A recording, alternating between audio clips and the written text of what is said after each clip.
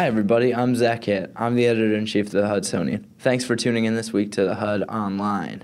Anyway, we got some great content in this week's publication, starting with some poems as well as a spotlight section on some of the students of Hudson Valley. Be sure to check it out.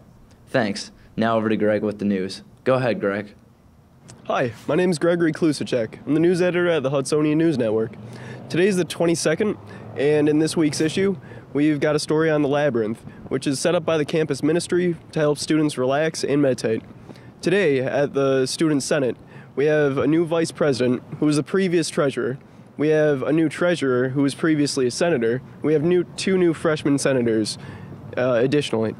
The college still wants to know what students think, so they're holding more focus groups. Check the student announcements to find out more about that. And Pumpkin Palooza is coming up on Thursday, so bring canned foods for our canned food drive at the college. And that's it for news. Here's Randy at the Times Union Center with sports.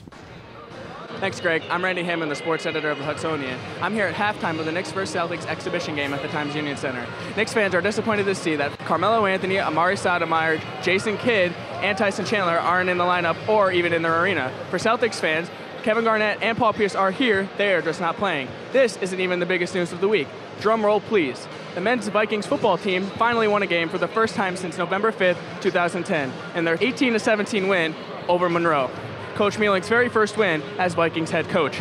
And tennis at regionals, 5 of 6 singles competitors advanced to the national tournament, earning them a second overall seed. And former NFL tight end Derek Brown and 1988 national champion was at the BTC to talk about concussions and head traumas after the former football players' careers were over.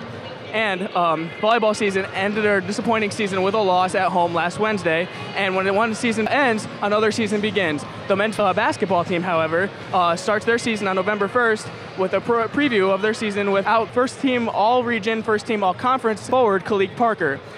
He moved on to Plattsburgh, and they had a strong recruiting class, especially in the local area in Section 2 high school. This is it for me. Now over to Fatma.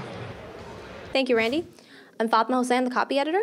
This week in the creative section, we have a movie review of The Perks of Being a Wallflower, some poetry, and People of HVCC. So pick up a copy of the paper to read some of that or to see the pictures.